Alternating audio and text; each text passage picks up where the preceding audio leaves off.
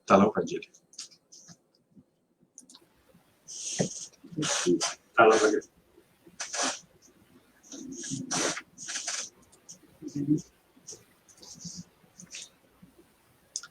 Boa noite. Boa noite a todos os que nos assistem. Mais uma live aqui da CUT Rio Grande do Sul, semanalmente prestando serviço aos trabalhadores, à sociedade em geral, com discussões e temas de alta relevância no momento que a gente vive aí de Covid-19 e as suas implicações, especialmente para os trabalhadores, para a saúde dos trabalhadores, para a proteção e defesa da vida. E hoje a gente quer tratar sobre os trabalhadores da saúde.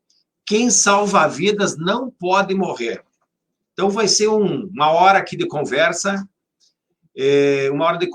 que vai ser aí intercalada com as manifestações dos nossos convidados, que vão nos prestigiar com suas falas e nos prestigiam com a sua presença, e também depoimentos de pessoas que estão na linha de frente, sindicalistas, trabalhadores da área da saúde, que mandaram para a gente depoimentos sobre como é que tá a vida lá no chão do hospital, do posto de saúde, não é? E como é que anda a vida dos trabalhadores aqui no Rio Grande do Sul e de resto do Brasil, porque a gente conta também com a presença de pessoas aí importantes que foram ministros da saúde.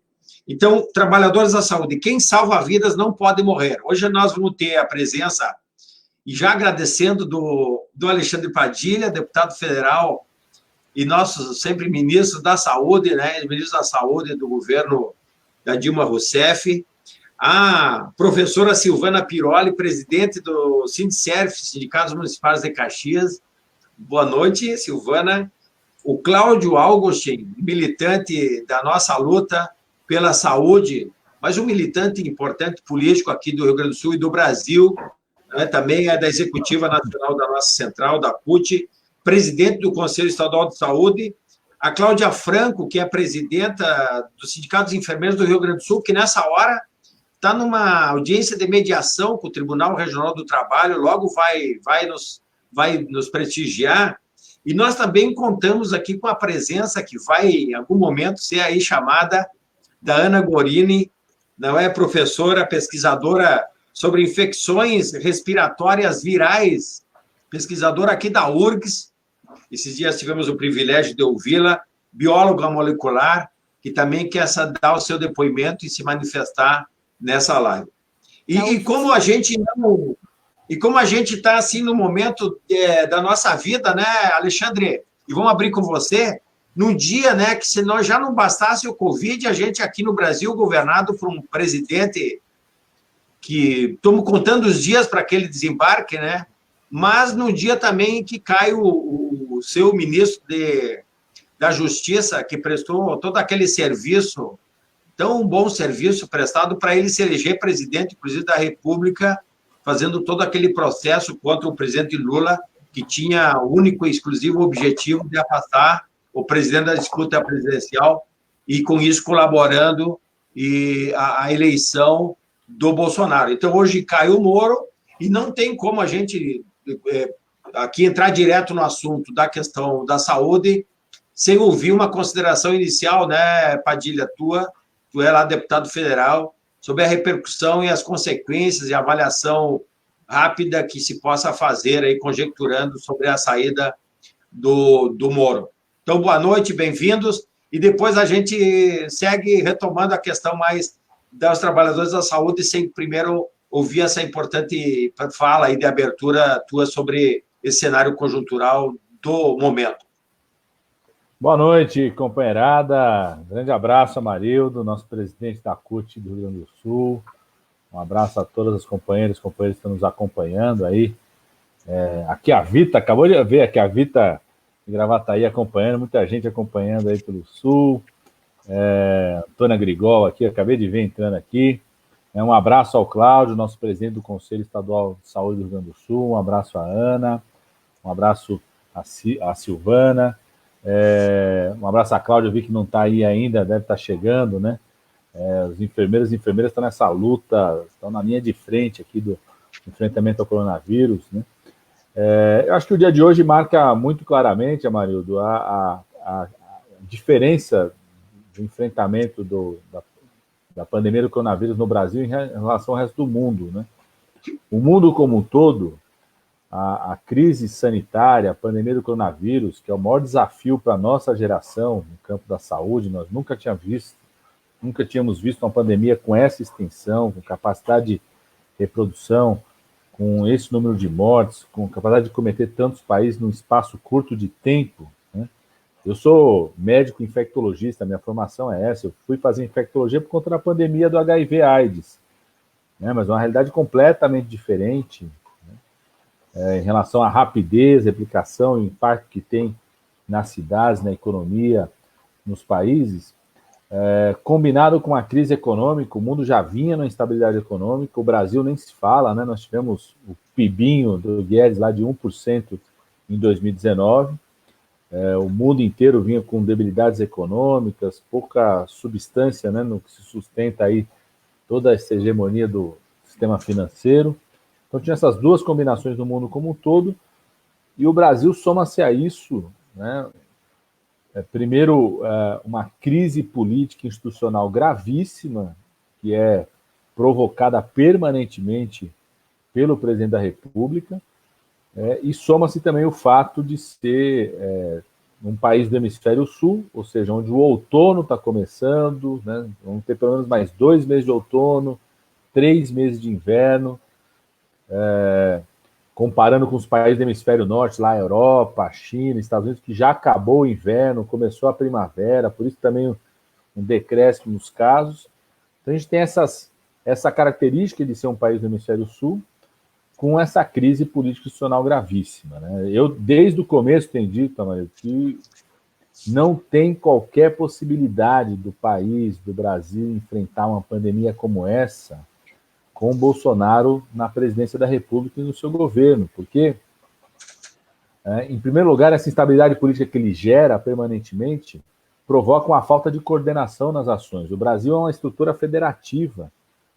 O SUS é fundamentalmente um sistema federativo, é o mais sólido de todos eles, dos sistemas que nós temos.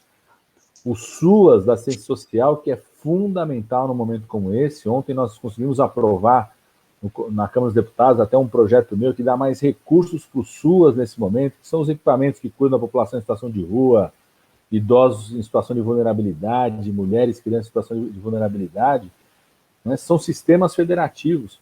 Em primeiro lugar, Bolsonaro já criava uma disputa política diária com governadores e prefeitos, afetando fortemente a reação e a possibilidade de enfrentarmos a situação. Segundo, uma pandemia global, você precisa de reação global, de articulação internacional. E Bolsonaro e seus filhos o tempo todo fazem disputa internacional. Brigaram com a China, brigam com a Organização Mundial de Saúde, brigam com a ONU, disputam o tempo todo com os outros países. Desfizeram algo que vocês sentem muito aí no Rio Grande do Sul, desfizeram toda a articulação na América do Sul.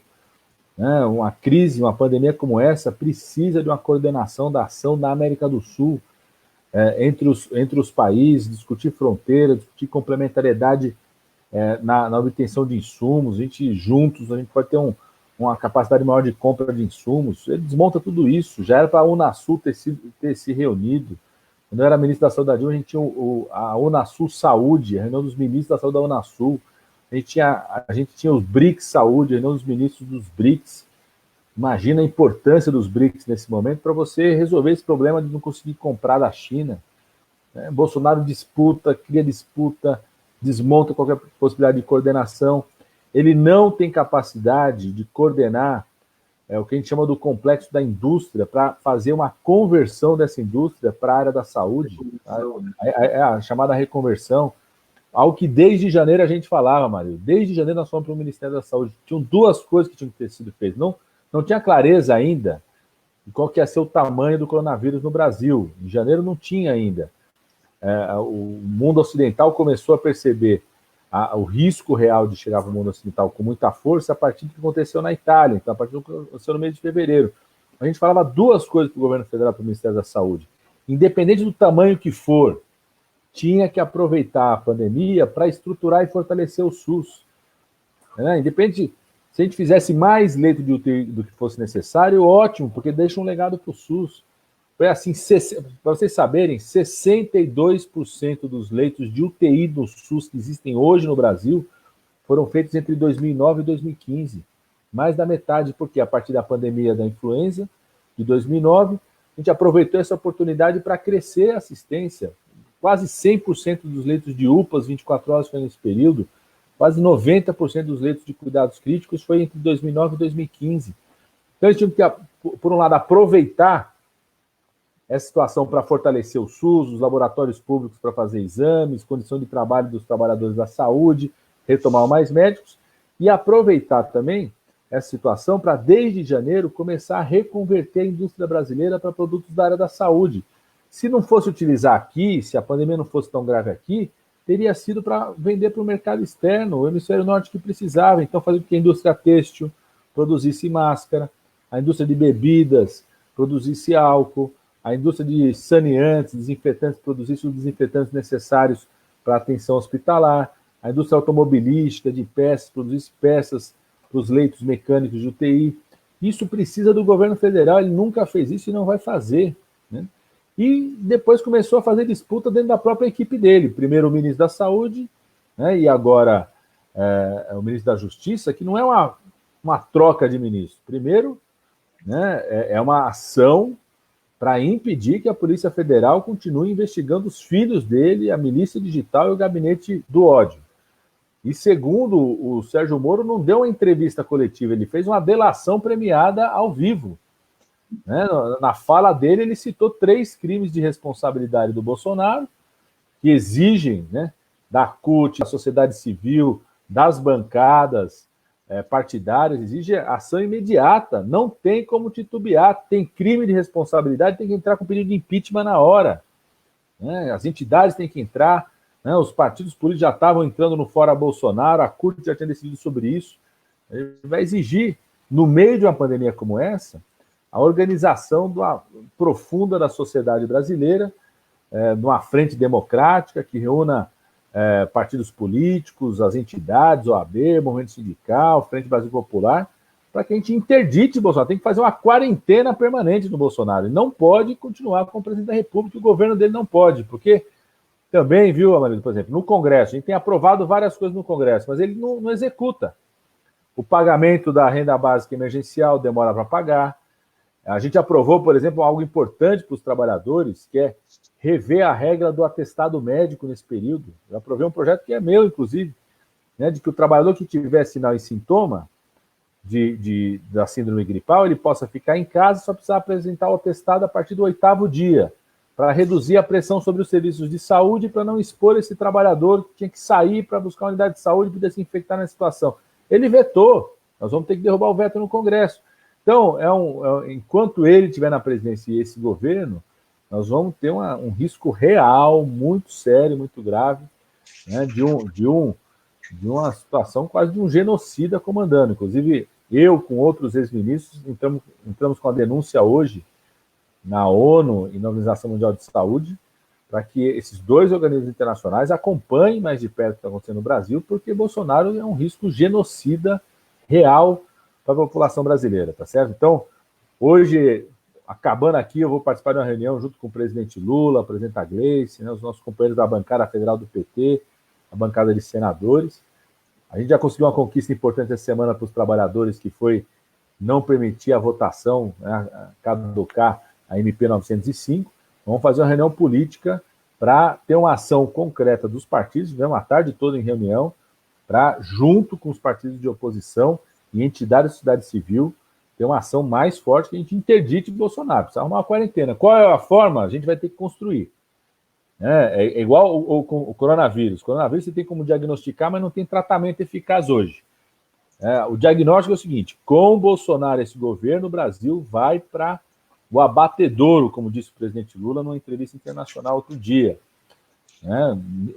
Eles consideram normal morrerem 40 mil pessoas. Sei que é da área da educação, mas o ministro da Educação disse: vai morrer 40 mil pessoas. Eles acham normal isso.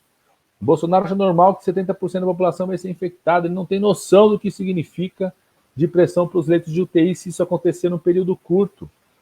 Né? Das mortes que nós vamos ter, já estamos tendo, né? A situação em Manaus.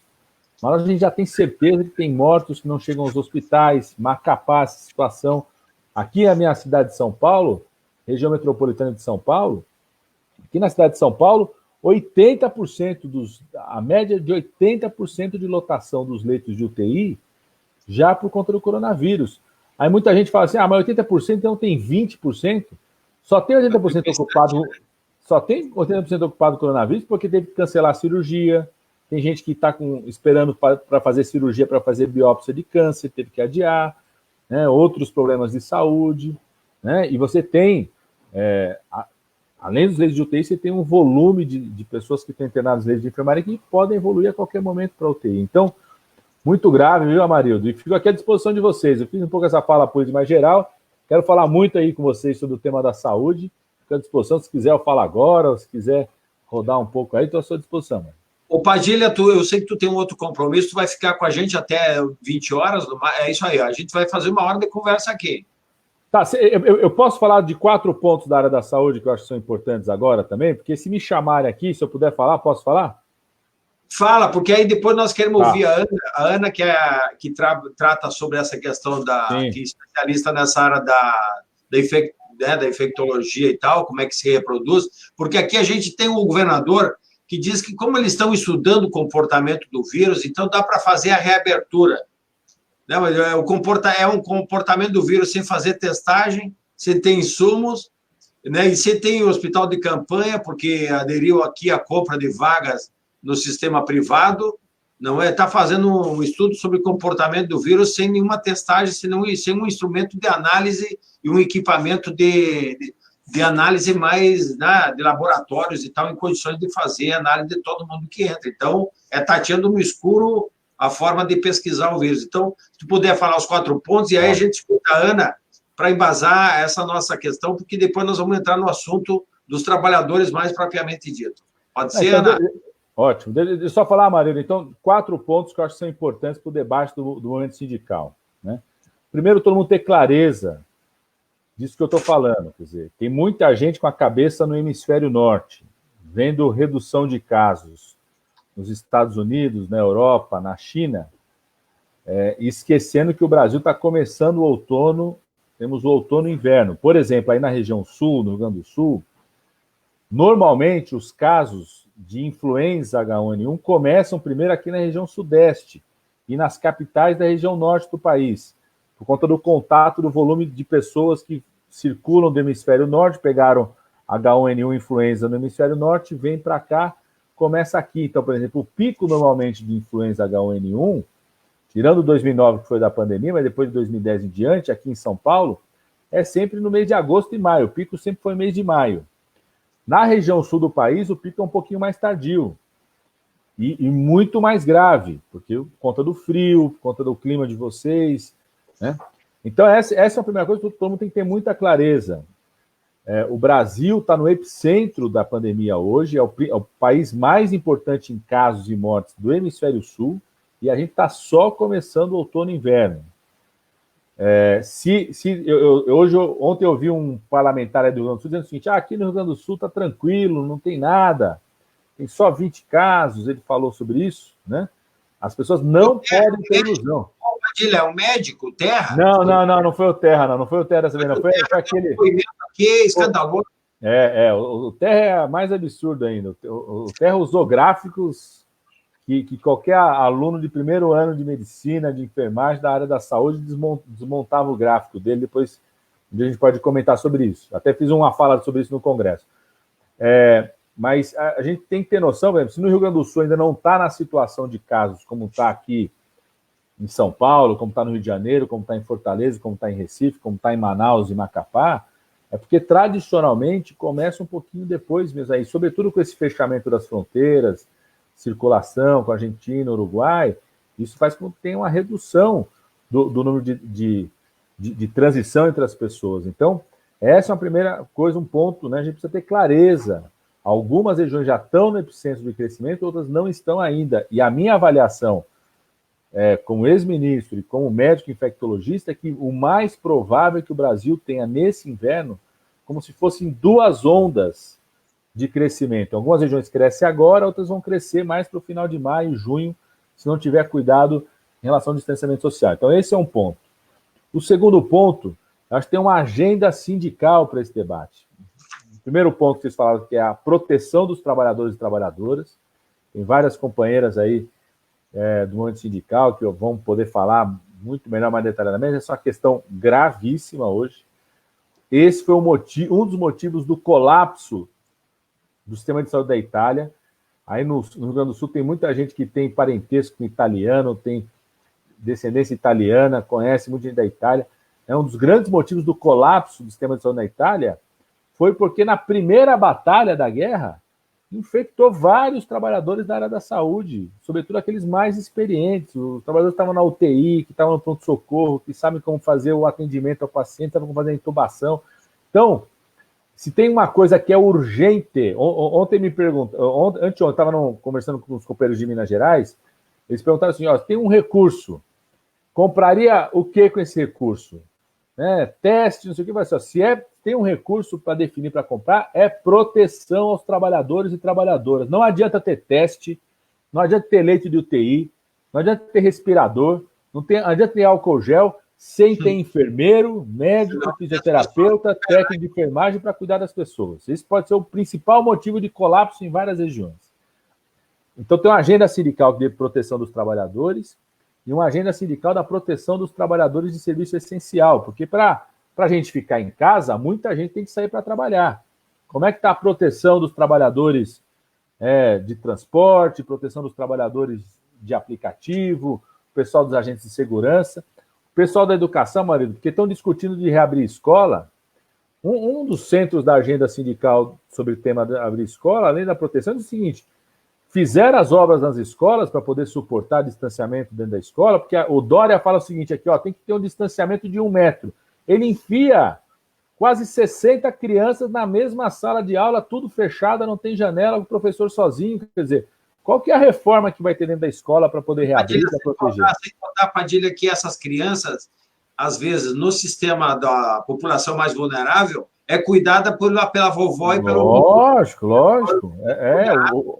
Então, é um padrão cultural em que tem essa convivência familiar, então teria que ter um outro padrão diferenciado disso aí. Então, essa agenda sindical, parte da agenda sindical, na minha opinião, é esse debate que eu falei da conversão industrial. Nós vamos colocar na agenda, o movimento sindical já vem fazendo isso, a CUT, pressionar. Se o Bolsonaro não vai fazer, o governo do Estado tem que fazer. Nós estamos apresentando, a gente apresentou já um projeto de lei no Congresso Nacional, na Comissão Externa do Coronavírus, sobre um programa de reconversão industrial. Os nossos deputados estaduais podem apresentar isso na Assembleia, pressionar o governo do Estado. Tem os nossos governadores do Nordeste estão fazendo isso. Tem prefeitura fazendo isso, chamando a indústria que tem, produção de cooperativa. É fundamental, eu acho que também essa é uma agenda fundamental do movimento sindical. Terceiro ponto, esse ponto da reabertura, Maria. Deixa eu só dizer para você. Primeiro, vou pedir para as pessoas que nos acompanham compartilharem a live, porque tem muita gente entrando e é importante que compartilhem, porque potencializa o público que está nos acompanhando aqui, enfim, e aqui nesses pontos importantes que depois ainda vamos escutar os demais. Desculpe, Padilha, só para pedir. Não, tranquilo, à vontade. Terceiro ponto. O tema da reabertura, isso que vocês estão debatendo, tem gente pressionando. Primeiro é gozado, Tem empresário que sai de casa, entra no seu carro com ar-condicionado, às vezes com motorista, chega lá na fábrica ou na empresa, vai para uma sala separada e dizendo para os trabalhadores voltarem a trabalhar. Eu quero saber se ele vai entrar no ônibus que o trabalhador entra, no trem, no metrô, se o local de trabalho tem o mesmo distanciamento que tem que o trabalhador vai enfrentar, se a situação do filho do trabalhador, como é que vai ficar. Mas, independente disso, esse tema da reabertura, eu tenho definido, inclusive, a nossa bancada do PT deve apresentar, eu estou construindo o projeto, que a gente apresente um projeto para fazer esse debate, que é o seguinte, Amarildo, você pega os países do hemisfério norte, que já acabou o inverno, começou a primavera, então começou a ter redução de casos, todos eles estão apresentando programas de reabertura extremamente cuidadosos. Até o Trump nos Estados Unidos, a Casa Branca, né, apresentou um programa que estabelece 3 fases. Cada região e cada estado tem que estar condicionado a 3 fases. Cada fase 14 dias. Então, para abrir tudo, passa 42 dias. Isso que eles já estão na primavera. A primeira fase são 14 dias, tem que ter 14 dias onde esteja comprovado nesses 14 dias que reduziu o número de casos novos, confirmados e casos suspeitos. Mesmo os Estados Unidos, que fazem mais de 10 mil exames por 1 milhão de pessoas, o Brasil está fazendo em torno de 1.000 por 1 milhão. Os Estados Unidos fazem mais de 10 mil exames por 1 milhão de pessoas, mesmo eles só querem dizer se tiver não só caso confirmado, mas caso suspeito também, porque sabe que não tem exame para todo mundo lá. Então tem que ter 14 dias de redução de casos confirmados e suspeitos. Não tem nenhuma região do país que esteja nessa situação hoje. Toda a região do país, pegar os últimos 14 dias, cresceu ou caso confirmado ou caso suspeito. Depois tem que passar por mais... Aí é a primeira fase de afrouxamento. Aí tem que ter mais 14 dias, que eles chamam de redução das internações.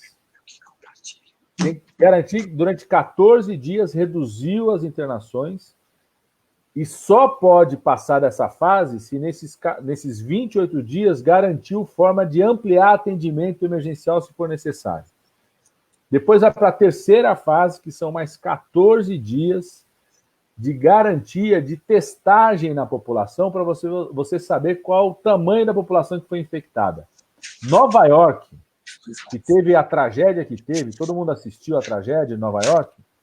Nova York fez um inquérito de testagem agora, essa semana, publicaram ontem, para ver na população. Nova York, com toda a tragédia que foi, tem 20% da população infectada só. Significa que tem 80% da população de Nova York que pode pegar o vírus ainda. Vai pegar agora? Provavelmente não, porque começou a primavera, a transmissão diminui, mas pode pegar no inverno do ano que vem em Nova York. Então, no caso do Brasil, nós estamos ainda no outono e no inverno. Então, não tem nenhuma região do Brasil que você tenha 20% da população já infectada. Nós devemos estar em algumas regiões, no máximo com 10%, e olhe lá. Eu sei que aí no Rio Grande do Sul, a Ana pode comentar, fizeram já um inquérito sorológico que mostra um pouco, inclusive, a subnotificação no Rio Grande do Sul. Então, esse é o terceiro ponto. Os planos de reabertura vai fazer parte da luta dos trabalhadores, porque tem empresário que não está nem aí com a vida do trabalhador, está preocupado em voltar para ganhar dinheiro, está preocupado com isso. E o Estado, que deveria manter o salário do trabalhador, capital de giro para pequena empresa, o governo Bolsonaro não faz. E o quarto ponto, gente, isso aí é para a gente conversar de médio prazo, mas eu quero dizer uma coisa para vocês, o seguinte, não quero ser aqui... os meus companheiros de bancada, né, São Paulo do Sul, sabem que no cafezinho lá da Câmara, lá, fevereiro ou março, eu falava, nós vamos ter o pior inverno na saúde pública na nossa história. Qual que é o quarto ponto? Muita gente pergunta o seguinte, Padilha, quando é que a gente vai voltar para a situação normal, de janeiro de 2020? Eu sinto dizer a todos que nós nunca mais voltaremos para a situação de janeiro de 2020. Um outro normal vai ter que ser construído. Só em relação à pandemia do coronavírus, gente, só para vocês terem ideia, a previsão mais otimista é que possa existir uma vacina em maio do ano que vem. Ou seja, vai passar todo o nosso inverno, vai passar todo o inverno do hemisfério norte, né, com todas as medidas tendo que ser retomadas no hemisfério norte. Pra vocês terem ideia, a Alemanha, tem muito descendente alemão por aí também, no Rio Grande do Sul e Santa Catarina tem muito descendente alemão, a Alemanha cancelou a Oktoberfest deles, que é última semana de setembro, primeira semana de outubro. Porque sabem que vai estar começando o outono lá e eles estão preocupados que ainda vai ter crescimento. Então, vou beber em casa, né? Vai ter que beber em casa. Então, provavelmente, não é só o Brasil, o mundo vai viver esse ano e o próximo ano com essa situação de você ter períodos de quarentena, períodos de afrouxamento, período de quarentena, período de afrouxamento. Então tem muita coisa que vai mudar. Serão projetos em disputa sobre isso. Né? Os grandes empresários, o sistema financeiro vai tentar enfrentar essa situação acumulando mais lucro, aprofundando a desigualdade. Então, por exemplo, você, Marido, que é professor, eles vão vir pesado com esse papo da educação à distância. Pode preparar, a gente tem que se preparar para isso. Eles vão dizer o seguinte, vai ter que mudar a letiva, vai ter que suspender a aula, então vamos mandar um monte de professor embora, né? Vai virar tudo vídeo e celular, né? Ao mesmo tempo, oportunidades vão surgir. Ao mesmo tempo, essa discussão que a gente está falando da reconversão da indústria é mais importante porque não é uma questão só para o imediato, pode ser produzir coisa para 1 e para 2 anos, né?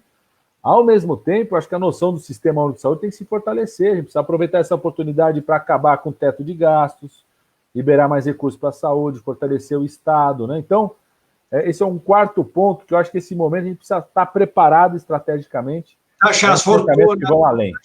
Taxar as fortunas, né? Aqui, o Alaor perguntando se vai ter vacina, né? Eu acho que vai ser. Eu sou otimista que o mundo vai desenvolver uma vacina, né? Eu era mais otimista até 2 semanas atrás, eu achava que a gente ia ter uma vacina até o final desse ano. Porque na minha cabeça é o seguinte, o hemisfério norte não vai deixar ter mais um inverno sem ter vacina. Mas saiu semana passada uma revisão grande dos vários estudos de vacina que tem hoje. O mais otimista é para maio do ano que vem. Vários deles apontando para o final do ano que vem. Então, a gente tem que estar preparado do ponto de vista da luta sindical, da luta dos trabalhadores, de pensar a economia, pensar o nosso convívio, né, para uma realidade de 1 a 2 anos dessa situação de distanciamento social. E por isso eu acho que muito importante o tema da solidariedade. Para terminar, viu, companheiros e companheiras, a China, quando mandou várias caixas de máscaras e luvas para a Itália, num ato de solidariedade, né, enviou como um apoio para o enfrentamento da situação da Itália, nas caixas estava escrito: somos ondas do mesmo mar, flores da mesma árvore. Não, somos ondas do mesmo mar, folhas da mesma árvore, flores do mesmo jardim. Então, é um momento também de reforçar os laços de solidariedade internacional, solidariedade da classe trabalhadora, para a gente enfrentar essa situação e sair mais fortalecido para construir um mundo diferente do atual. Tá certo, Amarildo? Um grande abraço aos companheiros e companheiras. Poder acompanhar aqui um pouco aqui o som, aqui o resto do debate, tá bom? Obrigado, viu, Padilha? Ana, faz um comentário sobre essa manifestação do ministro, porque ele falou sobre trajetória da possibilidade de ampliação da curva, da potencialização agora com o inverno, enfim, e é importante te ouvir. Vamos te dar uns 5 minutos, aí eu acho que não são muito generosos, mas Ótimo. Acho que pode concentrar ali. Diga lá. Boa noite a todos, então obrigada, né, pelo convite para participar. Estão me ouvindo bem? Estamos. Dá para ouvir bem. Tá ótimo, então. Então, o ministro colocou pontos muito importantes e que, de fato, merecem alguns comentários, né? Um deles é essa questão da sazonalidade das infecções respiratórias. Então, em primeiro lugar, a infecção respiratória pode ser causada por inúmeros agentes patogênicos, desde fungo, bactéria e muitos vírus. Então, o coronavírus ele é mais um vírus que vai causar infecção respiratória. Não é que seja o mais importante, mas é mais um problema de saúde que a gente está enfrentando. Tem muita gente que está criticando, porque dengue mata mais, porque tem mais casos disso ou daquilo. Acontece que o coronavírus vai adicionar mais problemas para um sistema de saúde, né, para a gente ter que resolver dentro do país. Então, essa questão da sazonalidade, isso é muito característico, né? Enquanto que no hemisfério norte, a estação das gripes ou dos resfriados, ela começa ali por setembro, outubro. Inclusive, a campanha de vacinação deles inicia no final de setembro e vai até fevereiro ou março. A nossa inicia ali por abril, maio e vai até agosto, setembro, principalmente na região sul. Então, nos nossos estados mais do norte, os casos de infecção respiratória eles são mais comuns ali por janeiro, fevereiro, né? Até em janeiro de 2019 começou um surto muito importante de H1N1 na Amazônia e ali no Pará também, e não deu outra. Quando chegou ali por maio, junho, aqui na região sul, a gente teve número de casos significativo também muito maior que 2018, muito maior que no ano anterior. Então, isso se deve a vários fatores, tanto pelo movimento, né, das pessoas, mas também porque muitos desses vírus, eles são carregados, eles têm como reservatório natural aves migratórias. Então, no momento que essas aves elas começam a migrar do hemisfério norte para o hemisfério sul, existe uma série de estudos sobre isso, que a gente chama da vigilância desses vírus, né? Então, normalmente elas migram para o hemisfério sul e trazem consigo esses vírus e acabam infectando, né? São zoonoses, são vírus que são transmitidos de animais para humanos e acabam, então, trazendo esses vírus respiratórios para nós. Então, sem dúvida, se a coisa já está complicada no hemisfério norte, ainda vai complicar muito aqui para nós, porque assim que a gente começar com a estação mais fria, a maio, junho, a gente vai ter um aumento nos casos de infecção respiratória por vários vírus respiratórios, inclusive o coronavírus. Então, todos os anos a gente tem inúmeros casos de hospitalização, por causa dessas infecções, né? Pacientes que precisam ser hospitalizados por pneumonia, por necessidade de respirador. E aí é que está o ponto importante do coronavírus causar também um quadro muito grave respiratório. Que no momento que a gente tem muitos pacientes, até mesmo, isso é outra coisa que eu acho que merece ser comentado, diferente do que tem sido observado em outros países, aqui no Brasil a gente tem observado vários casos na população de 20, 30, 40 anos de idade. Não é só idoso ou pessoas acima de 60 anos, que nem é mais idoso hoje em dia, né, que estão precisando de hospitalização e de respiração mecânica, ventilação mecânica, também a população de 20, 30, 40 anos de idade. Então, isso é outra característica. O perfil epidemiológico ele varia muito de país para país. Isso está relacionado a diversos fatores, inclusive a vulnerabilidade social, as condições econômicas, sociais que essa população suscetível tem que enfrentar. Então, como também, né, o doutor Padilha colocou, tem o empresário que entra sozinho no carro dele, ou com o motorista, que vai e fica isolado na sua sala. E tem a grande massa da população que mora numa casa com outras 10 pessoas, às vezes divide um cômodo com outras 5, 8 pessoas dormindo no mesmo quarto. Então, mesmo que essas outras pessoas estejam em casa fazendo quarentena, uma pessoa que tenha que sair para trabalhar já corre o risco de voltar para casa infectado, mesmo sendo assintomático. Esse indivíduo pode estar transmitindo a doença. E isso tudo, então, pode contribuir para um pico na nossa curva epidêmica muito significativo. E como a gente conhece muito pouco sobre essa doença, né? Por exemplo, se eu estiver infectada, por quanto tempo eu vou estar protegida depois, aquela minha resposta imune, né? Será que aqueles anticorpos que eu produzi por causa de uma infecção, será que eles me protegem? Será que por quanto tempo que eles vão me proteger caso eles me protejam? Né? Então isso não significa que eu nunca mais vá adoecer, eu posso ter novamente a doença. Então são várias questões que cientificamente ainda estão em aberto, a gente ainda não sabe, e que por isso que tem que ter todo o cuidado. É melhor a gente pecar pelo excesso e tomar todas as medidas de prevenção possíveis do que lá na frente se arrepender. E claro que existe um argumento muito importante que é a questão econômica. Só que a gente tem que lembrar que uma crise na saúde agora, um crescimento abrupto dessa curva epidêmica exponencial, se a gente abrir muito agora, vai ter um custo econômico lá na frente muito grande. O buraco econômico vai ser muito maior do que esse que a gente está sofrendo por estar mantendo agora esse isolamento social. Bom, então, não sei. Viu, desculpe fazer uma correção, a Ana ela é professora da Universidade Federal da UFSPA, Ciências da Saúde de Porto Alegre. Da Ciências da Saúde de Porto Alegre. Então, a minha formação foi na URGS, exatamente. Tá bem, desculpe aí pela não informação correta sobre isso. Obrigado, viu, Ana? Se você quiser permanecer com a gente, não é? Eu sei que tu tá na rua até dando esse depoimento. Eu tô com problema, tô sem internet em casa, então tô quebrando a quarentena para pegar um Wi-Fi da frente da casa do vizinho, mas tô sozinha aqui na rua. Não, para ver como o que eles nos vendem, eles não entregam, né? Que agora que precisou todo mundo usar aquela capacidade que diz que nos vende e a gente paga, não existe. Exatamente. Todo mundo com problemas aí de internet. Então, obrigado, viu? Mas se quiser ficar, a gente, quando quiser entrar e fazer algum comentário, fica à disposição. Mas só então mais um comentário, mais um ponto que o doutor Padilha colocou, né?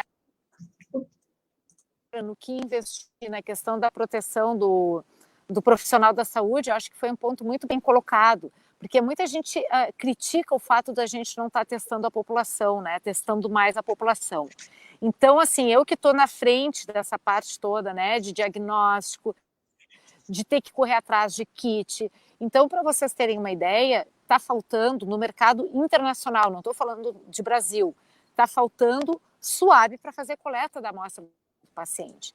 Eu tenho contato com o diretor lá do CDC americano, o diretor do setor de doenças respiratórias virais. Ele é parceiro meu de pesquisa. Eu cheguei a ligar para ele para pedir para mandarem suave. Ele falou: se tu souberes quem consegue, tu nos avisa, porque eles também estavam com falta de suave.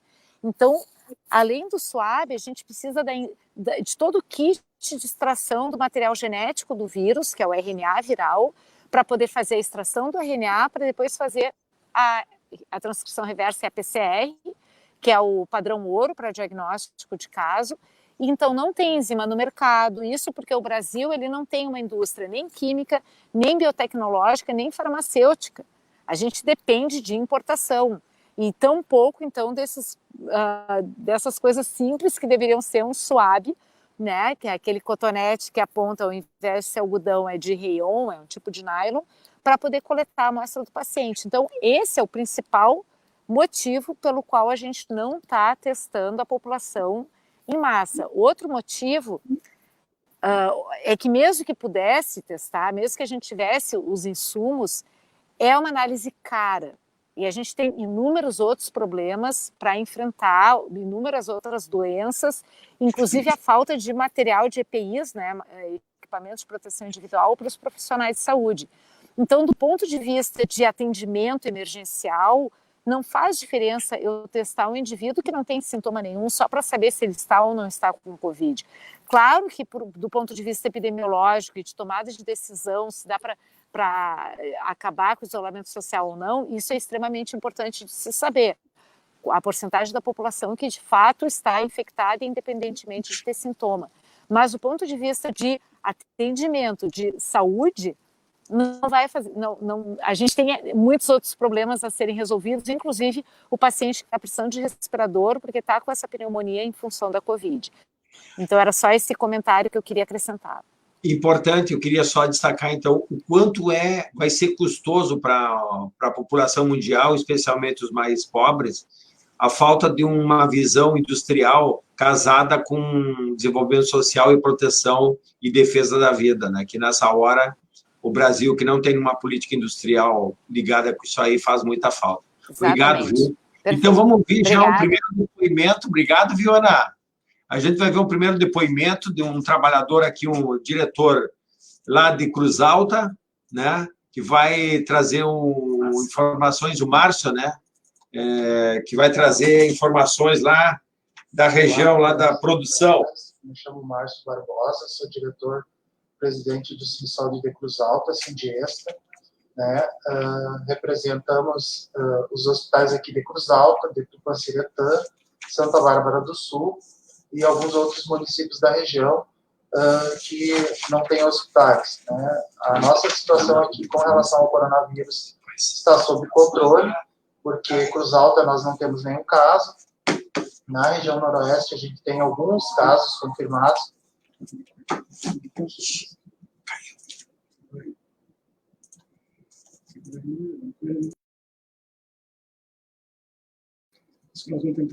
Vamos tentar de novo. Vamos ver se a gente consegue. Vamos ver. Cláudio, vamos passar para o Cláudio aqui, que está na linha aqui. E o próximo que a gente ia pedir para você, já que o Márcio ia falar sobre a situação da região, como é que está a situação aqui no estado, já que tu és do nosso presidente do Conselho Estadual da área da saúde aí? Bem, boa noite. Voltou? Vai. Pode, Cláudio. Vai lá. As duas falas foram extremamente importantes, mas antes de eu entrar na discussão diretamente do Estado do Rio Grande do Sul, eu vou fazer algumas preliminares que eu julgo fundamental nesse debate. O mundo está passando por uma crise que eu chamo uma crise de civilização. E essa questão, para mim, é fundamental. Nós temos hoje, estamos vivendo um sistema de produção e de consumo que o planeta não aguenta mais. Inclusive, a própria pandemia, tem muitos estudos que mostram que é decorrente da destruição da natureza. Então, o que nós estamos vivendo hoje é fruto da forma como se organiza a humanidade. Então, esse processo e essa crise que nós estamos vivendo, que é uma crise econômica, financeira, de representação política, econômica, etc., ambiental, vai levar a várias questões. O Padilha está correto quando ele diz que não haverá normalidade de janeiro de 2020. Não será só na área da saúde, serão nas relações de trabalho, na vida cotidiana, e etc., etc. Nós teremos uma nova realidade. E essa nova realidade, ela vai ser fruto do que nós fizermos agora. Nós estamos numa crise, e nas crises desestrutura toda a sociedade e se reestrutura. Então, se nós conseguirmos construir na crise uma sociedade solidária, nós vamos sair dela melhor do que nós entramos. Agora, se nós conseguirmos continuar fazendo o que estávamos fazendo antes, nós vamos destruir a sociedade brasileira e mundial. Pois bem, no Rio Grande do Sul, se conseguiu achatar aparentemente a curva. Só que as medidas que estão sendo tomadas de liberação vão aumentar, porque nós estamos chegando, nós não chegamos no pico, nós estamos subindo ainda. Se olhar caso concreto, ontem em Passo Fundo, são 63 novos casos, que foi através de uma infecção na JBS. E assim, outros lugares vão começar a explodir, porque nós não temos testagem, nós não temos EPIs, nós não temos as mínimas condições de segurança no conjunto da sociedade. Nós não temos nem nos hospitais, nós não temos nos postos de saúde, nós não temos lugar nenhum. As pessoas que estão tratando com as pessoas infectadas não têm proteção. Assim como não tem proteção uma série de outros trabalhadores, seja na área do comércio, mercado, etc., de transporte e assim por diante. Então, há uma necessidade gritante de EPIs. Não há produção nacional, ou muito pouca produção para atender. Há uma necessidade de uma reconversão industrial, seja na questão de EPIs, seja, inclusive, nos testes. Há pouco tempo atrás, houve denúncias em que a Fiocruz deixou de ter várias autorizações de produção de medicamentos internos. Eu acho que nós temos que aproveitar esse momento para exigir uma reconversão industrial na entrada, na produção, na indústria química, na produção da indústria farmacêutica. Então, são questões fundamentais que vão ocorrer ou não, e vai ser nesse enfrentamento que nós estamos vivendo hoje. Aqui no Rio Grande do Sul, o governador, baseado num estudo feito por Pelotas, e não é isso que diz o estudo de Pelotas, está querendo abrir vários setores da economia. São inaceitáveis. Hoje, o Rio Grande do Sul tem uma subnotificação assustadora. Se nós olharmos os números, mostram que o próprio estudo de Pelotas mostra que a infecção é muito maior do que está aparecendo nos dados oficiais. Nós temos uma quantidade imensa de pessoas que estão sendo testadas para o atestado de óbito, ou seja, elas não estão sendo testadas para garantir a sua vida, e sim para o seu atestado de óbito. Então, aquilo que a Ana estava falando, que tem problemas de kits, é verdade, mas, ao mesmo tempo, há uma necessidade concreta de uma política muito mais efetiva do governo do Estado do que está tendo. Nós não temos a testagem, nós não temos EPIs e nós não temos a construção de hospitais com UTI. Eu vou dar alguns exemplos. Aqui em Porto Alegre nós temos o Hospital Parque Belém, que está fechado, que pode ser utilizado. Nós temos a unidade que era do Clínicas, que era o antigo luterano, que é ali na Álvaro Alvim, que está fechado, ou seja, a ampliação do Clínicas foi simplesmente ampliado o Clínicas com os equipamentos que tinha na Álvaro Alvim. Nós temos a Beneficência Portuguesa, que está fechada, ou seja, nós temos uma série de estruturas hospitalares, não só em Porto Alegre, em todo o estado, em que não estão efetivamente sendo utilizadas e refeitas para o atendimento das necessidades.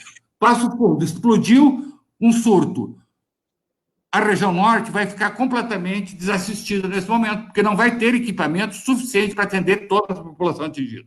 Além disso, nós temos, nesse momento histórico, a necessidade de reforçar o Sistema Único de Saúde. Nós temos que reforçar o SUA. O que aconteceu com a reforma da Previdência, que foi votada há pouco tempo atrás? Acabou o conceito de Seguridade Social. E esse momento é um momento fundamental de reafirmar toda a defesa do serviço público, a defesa da saúde pública, a defesa da assistência, a defesa da previdência e etc. Isso tem que ser feito de forma articulada. E para nós podermos fazer isso, é necessário a gente criar comitês de solidariedade e de construção de informações sobre o que está efetivamente acontecendo para passar por cima da subnotificação e da desinformação promovidas pelos entes governamentais. Foi só mudança do ministro da Saúde, as mortes começaram a reduzir. Para mim, a manipulação na informação. E, para isso, nós temos que criar uma rede de solidariedade entre nós e de informação para fazer o contraponto e garantir uma narrativa correta do que está acontecendo, inclusive para poder fortalecer e organizar os trabalhadores para esse enfrentamento. Por enquanto, eu fico aqui.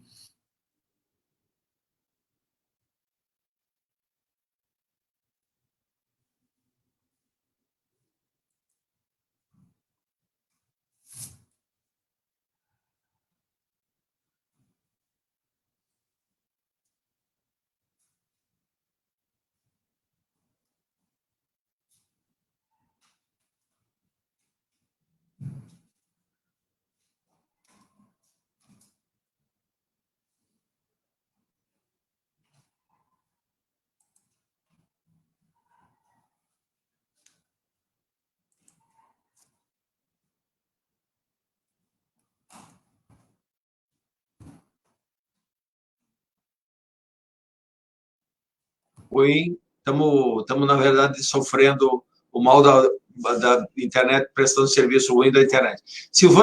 A Silvana é presidente do sindicato lá de Caxias, né, dos servidores municipais, e lá a gestão é plena do município, então é importante esse depoimento de quem convive ali com a realidade dos municípios para efeito do enfrentamento da pandemia. Mas, Cláudio, depois nós vamos trazer um depoimento da Terezinha lá do Passo Fundo, né, que passou o dia lá atrás disso aí, porque a planta industrial lá da JBS foi suspensa a operação, viu? Eles foram suspensa a operação em função do nenhum procedimento, nenhum protocolo de cuidado lá com os trabalhadores, e isso acabou gerando lá uma contaminação expressiva, comprometendo, inclusive, toda a cadeia produtiva, né, e produção dos alimentos ali, porque tem muito agricultor que depende, né, de entregar esses frangos e tal para aquela planta industrial da JBS. Então, isso acaba criando um problema econômico ainda mais grave no setor da economia que continua funcionando e precisa, porque tem que botar comida na mesa das pessoas. Diga, Silvana, contigo. Bom, boa noite a todos, boa noite aos que estão participando desse nosso encontro virtual. Acho que essa é uma forma de nós nos encontrarmos, mas também discutirmos questões importantes. Agradecer ao Padilha, ao Cláudio, a Ana, que falou, me antecedeu, e cumprimentar ao Marildo e a CUT por esse espaço. Nós, servidores municipais do Sistema Único de Saúde, quando o SUS foi implementado, todos os municípios, né, deste país afora, têm uma porta de entrada para o sistema de saúde, que são as unidades de saúde.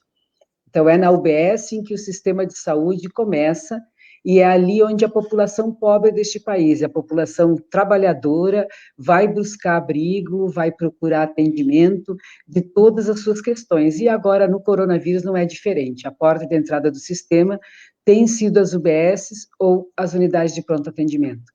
Caxias é uma cidade que tem a municipalização plena e, portanto, nós temos muitos trabalhadores na atenção básica, mas também somos responsáveis por todo o sistema de saúde e pelo atendimento à população e à região.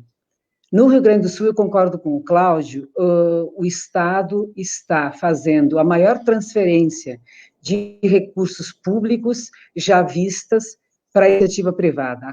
A opção que o Estado do Rio Grande do Sul fez em não investir no sistema público de saúde perdeu uma grande janela de oportunidades e está transferindo recursos, comprando vagas em hospitais privados e deixando desassistida a população em várias regiões.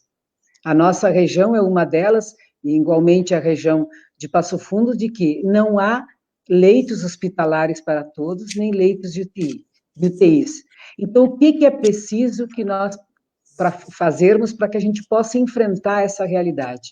O Covid desnudou os reflexos da PEC da morte.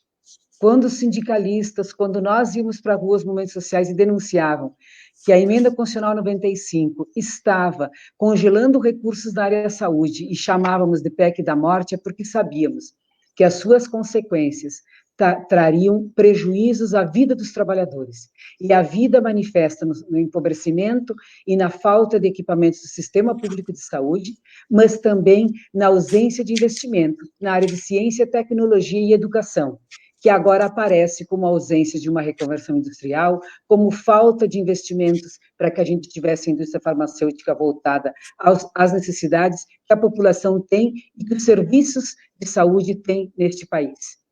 Então, a segunda questão, além da questão do SUS, de não estarmos investindo e ocupando esse período da pandemia para consolidarmos um sistema de saúde único no mundo, universal, gratuito, para toda a população e com controle social, em alguns estados e no país, sob o comando do desgoverno Bolsonaro, o caminho é privatizar e acabar com a saúde. Eu não posso deixar de falar numa coisa importante. O ex-ministro que saiu há pouco, Mandetta, vestia o colete do SUS nas entrevistas, mas foi o mesmo ministro que aprovou e que apoiou a PEC da morte, e foi o mesmo ministro que criou toda uma nova forma de atenção básica, que vai diminuir recursos para os municípios, porque a partir deste ano, o retorno de recursos para os municípios se baseará não mais na sua população, mas sim daqueles que são atendidos pelo SUS, numa visão de foco, numa visão de um sistema público não universal, e sim para alguns, só para os pobres.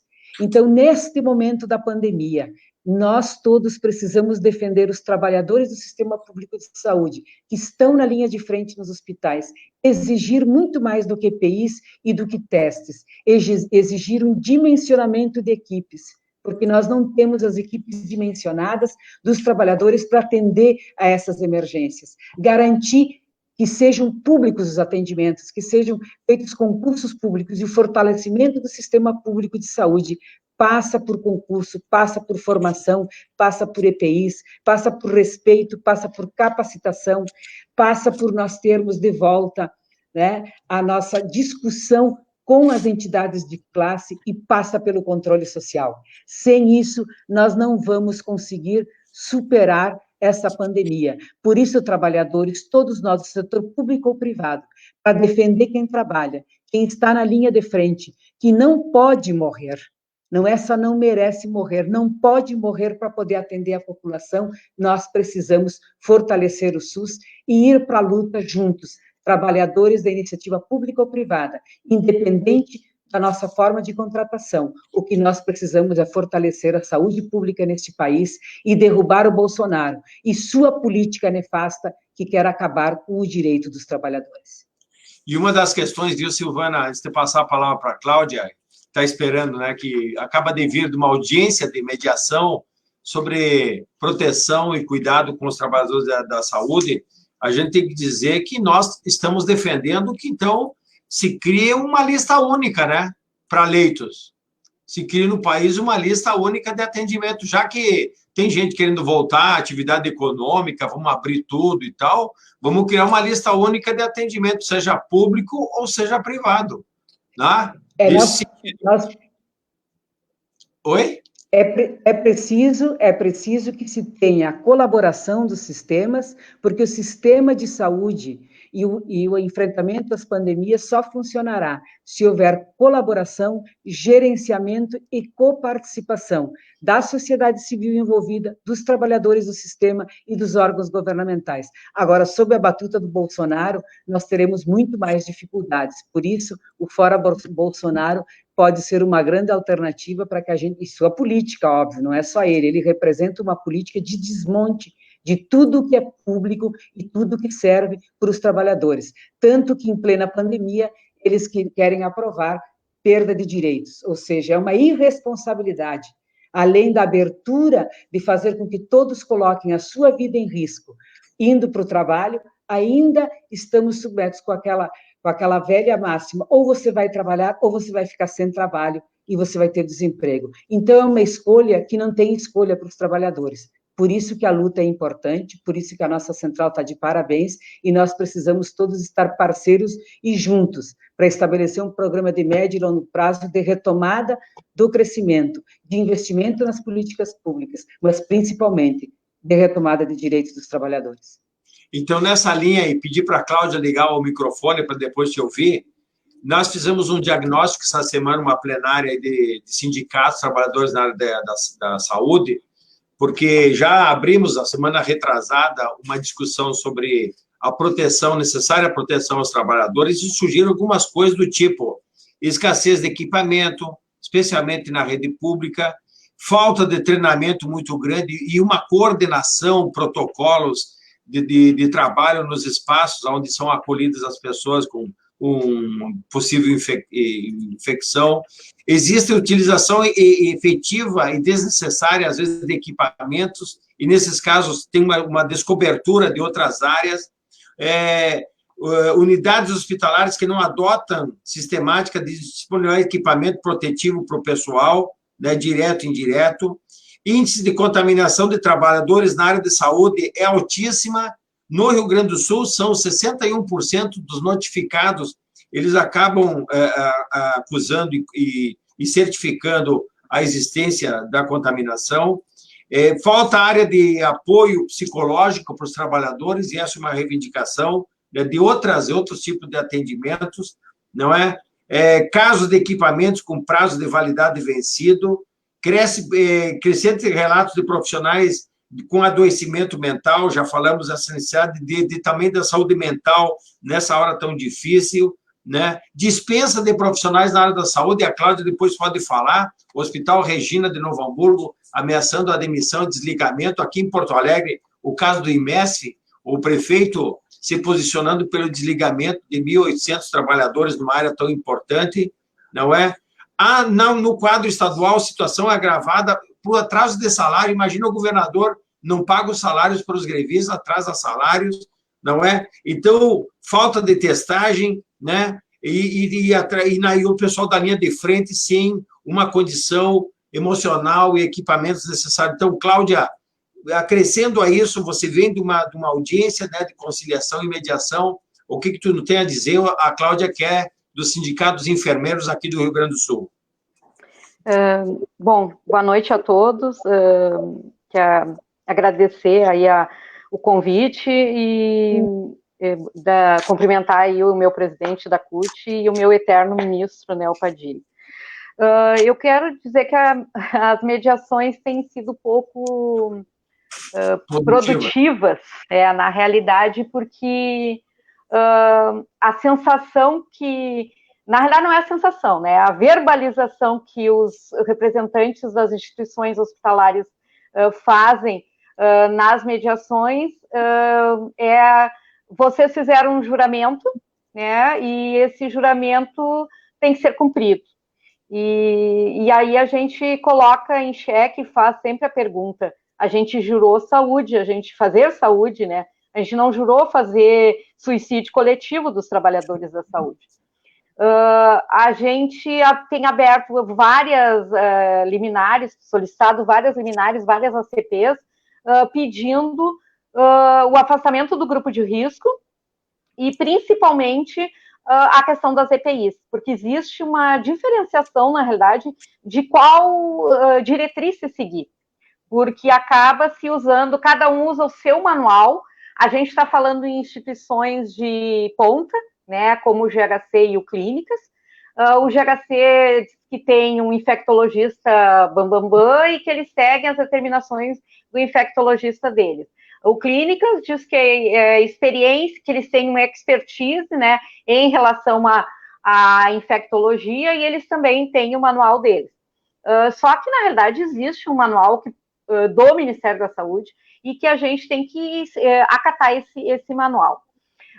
O Clínicas bem mais resolvido em relação ao GHC, mas porque o GHC tem a gente tem uma dificuldade muito maior de interlocução com o GHC. Mas eu queria realmente pautar a minha fala, Amarillo, assim, porque eu acho que a gente está num momento tão difícil dessa questão em relação para os trabalhadores, e uma falta de percepção tão grande da importância que esses trabalhadores têm hoje na questão do Covid, e eu sempre digo assim que eu gosto de ver a coisa boa, né, do lado do que a gente está vivendo. Eu acho que o bom dessa questão que a gente está vivendo, primeiro, é a denúncia mais grave que a gente faz e que as pessoas estão percebendo por que esses sindicalistas, entre aspas, vagabundos, né, que nós éramos chamados, a gente não queria a PEC, né, e não queria a Emenda Constitucional 95. Porque agora está se mostrando que a falta de recursos para o Sistema Único de Saúde agora se escancarou, né, em que nós não estávamos preparados para enfrentar essa pandemia. Existe realmente essa discussão de que falta EPI, que o mercado não tem para vender, e todas essas questões que estão sendo levantadas, mas também se tem a questão de se discutir que a gente tinha que estar preparado para enfrentar uma possível pandemia. E a gente não está preparado. E não é só a pandemia do Covid, mas outras pandemias também, que a gente também tem que estar preparado. E eu acho que a gente também acaba, hoje, por exemplo, o foco é muito na questão hospitalar, e eu acho que o foco também tem que ser atenção básica. Então, assim, vamos priorizar equipamento para os hospitais, porque os hospitais estão na linha de frente. Só que eu quero lembrar que o ideal seria que essas pessoas fossem direto para as suas unidades de saúde, e nessas unidades de saúde, elas fossem lá no início detectados se estão sintomáticas, e elas ficarem fazendo a quarentena em casa e não precisar ir para os hospitais. E hoje isso não está acontecendo. Hoje as pessoas estão indo direto para a rede hospitalar, porque já se agravou de tal maneira a questão respiratória, que elas acabam indo para a unidade de saúde, direto para o hospital. Porque, e com isso, eu quero elencar a questão que tu acabou de colocar, da atenção básica sendo dizimada. Porto Alegre está terceirizando a atenção básica, rifou, na realidade, as unidades de saúde com alguns hospitais privados de Porto Alegre, uns filantrópicos, né, também, e foi rifando a atenção básica, e rifou, e consegue dizer em mediação que ele tem que acabar com o IMS, porque o IMS é um entrave para ele resolver a questão da saúde de Porto Alegre. E eu não estou falando IMS na instituição, eu estou falando em 1.840 trabalhadores que fazem a saúde hoje. Então, isso nos leva a pensar em quão não preparados a gestão está para resolver a questão da saúde de Porto Alegre, e do estado inteiro, eu acredito nisso. E a outra questão que eu coloco e que eu acho importante, que não é só ter a EPI, é ter a EPI com condições e com critérios, né? Hoje, por exemplo, na mediação do Hospital de Clínicas, foi colocado para nós, e na mediação do GHC também, tem empresas doando equipamento de segurança para o Hospital de Clínicas e para o Hospital GHC. Exemplo, a Renner, tá? Só que eu quero lembrar que o equipamento de segurança ele tem que ser certificado pela qualidade, porque senão a gente está brincando de fazer segurança do trabalhador. As máscaras que estão sendo doadas para as instituições hoje, elas são de um tecido que tem as tramas muito abertas e ela não protege o trabalhador. Então, a gente está colocando, nós estamos enviando esses trabalhadores que estão na linha de frente para a morte, porque eles vão ser contaminados. O não afastamento desses profissionais, como o GHC, ele nega afastar os profissionais porque ele tem o argumento de que ele pode transferir esses trabalhadores para áreas que não são de risco. E a pergunta que eu faço e eu coloco para vocês, a gente vai fazer um acordo verbal com o vírus para ele não subir de um andar para outro? Não vai existir trânsito dessas pessoas dentro do hospital, elas não batem ponto no mesmo lugar, elas não comem no mesmo refeitório, a higienização não transita. Então, mas nós temos áreas reservadas. Não existe isso. O laboratório, ele coleta nesses locais, a farmácia transita. Então, são coisas que a gente fica levantando essas questões e essas perguntas, e de que maneira nós vamos trabalhar, por exemplo, hoje, sabendo que existe uma medida provisória que foi colocada agora para nós na mediação do Clínicas, que não tem necessidade, que o Covid, os trabalhadores acometidos do coronavírus, eles não podem declarar como doença ocupacional. É tão frustrante isso, porque tu tá indo realmente tu vai fazer o que com esses profissionais que estão sendo acometidos? Outra coisa que eu acho bem relevante, eu não quero me tornar, mas é tanta coisa, mas assim, eu acho que é importante, é que no meio dessa discussão do Covid e do coronavírus e de como tratar, houve uma manifestação das entidades de saúde, né, a nível nacional, os representantes dos hospitais, e eles conseguiram derrubar um projeto que tinha a nível nacional da questão do dimensionamento de pessoal. Eles conseguiram barrar na justiça isso.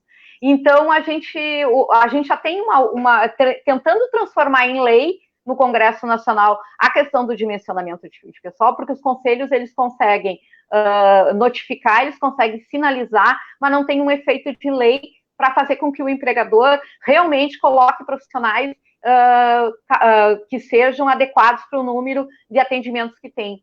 E aí a gente é rechaçado por essa questão de que também agora nem sinalizar a gente está em condições de sinalizar. Então, isso é muito significativo para nós. Mas eu acho assim, que a gente tem que tirar o lado bom, né, disso tudo. E eu acho que o lado bom para mim, que sou oriunda daí da criação do Sistema Único de Saúde, porque eu sou um pouco jurássica, eu acho que a gente conseguiu fazer com que as pessoas entendam o que é o Sistema Único de Saúde. Que na hora do aperto lá, a gente vai pagar anos e anos no setor privado, mas quem vai te atender na hora da crise é o SUS. É esse Sistema Único de Saúde que a gente defende e que é realmente o maior empregador de mão de obra da área da saúde. E eu acho que isso está ficando muito claro para os colegas. E eu acho bom, eu acho que a gente tem que fazer essa reflexão, eu concordo com os colegas e principalmente com o Padilha, quando ele diz que a gente vai sair dessa crise com uma reflexão muito importante. A reflexão de investir no controle social, de a gente realmente entender o nosso papel no controle social, que não é um papel só dos servidores da saúde, que não é um papel só das entidades, que não é um papel só dos gestores, mas principalmente do usuário, daquela pessoa que usa o sistema, que ele tem que entender que esse sistema ele é a única fonte realmente de retorno para a sociedade quando ela realmente precisar. Eu acho que é tanta coisa que eu não sei se eu consegui ser clara, mas eu... Viu, Cláudia? Eu queria somar a você que está dizendo isso, porque nós vamos exigir das autoridades públicas essa questão do tratamento que muitos gestores de hospitais, de espaços de saúde estão encarando isso daí. Segundo, não considerar o contato com o vírus, um problema de acidente de trabalho e descaracterizar a conexão, entendeu? É um crime. É um crime, porque nós não vamos ser cúmplices, né, dessa irresponsabilidade e dessas mortes, de expor esses trabalhadores ao risco, né, porque isso aí, inclusive, está lá no Código Penal. Essa questão de expor as pessoas ao risco e gerar a morte das mesmas com a falta de EPIs, falta de equipamentos e um planejamento melhor que tem que ter as autoridades e os gestores têm que ter. E nós, na CUT, estamos elaborando esse dossiê, porque, como a gente tem dito e a gente repete em todas as lives, estamos na guerra. E na guerra tem os crimes de guerra. Então, quem está relativizando, quem está arriscando a vida dos outros, não é a dele. Quem está arriscando a vida dos outros, jogar na linha de frente, como você está, que a gente sabe que está convocada lá para trabalhar em Eldorado, né, na linha de frente como enfermeira que tu és, né, terá que ser responsabilizado por isso. Se a gente não fizer, Cláudio, esse arquivo no nosso dia a dia, a gente não vai tirar daqui deduções e lições para efeito de a gente melhorar no futuro. Então, na próxima semana, a exemplo do que estamos fazendo com os empregadores que estão demitindo os trabalhadores na primeira crise e dificuldade que eles têm, tendo pegado dinheiro público, tendo exportado seus produtos pela Lei Candir sem impostos e tal, nós vamos fazer um documento contendo esses, além de denunciar, também esses protocolos necessários para que haja mais proteção, e nisso os sindicatos dos trabalhadores da área da saúde estão nos ajudando para montar esse dossiê. Então, eu queria aproveitar, não sei se a gente tem uns vídeos aqui de Passo Fundo, Kalene, para mostrar os depoimentos que a gente tem da Terezinha, lá de Passo Fundo, do Milton, do Rex, aqui da região do Vale dos Sinos, depoimentos importantes que eles têm nos dado. Vamos ver. Vamos ver se vai rodar aqui, que nós tivemos com problemas antes com o Márcio.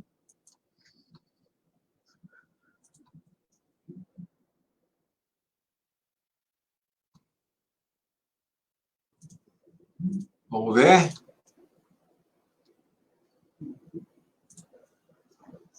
Boa noite. Eu vou dar um depoimento aqui sobre a nossa situação aqui em Passo Fundo, enquanto trabalhadores da saúde.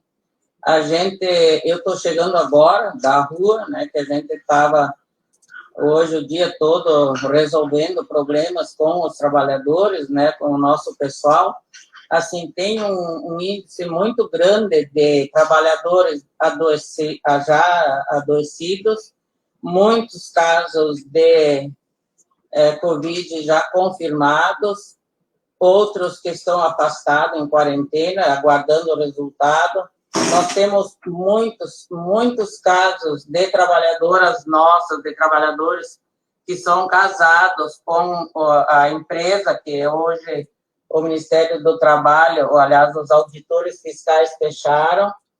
É alarmante a situação, porque essa empresa tem trabalhadores que vêm dos municípios que nós temos base, e esses municípios estão, todos eles, com casos muito elevados do coronavírus. Então, a gente vem vivendo uma situação de muita pressão para os trabalhadores dentro dos hospitais, uma situação em que eles estão apavorados, com medo de pegar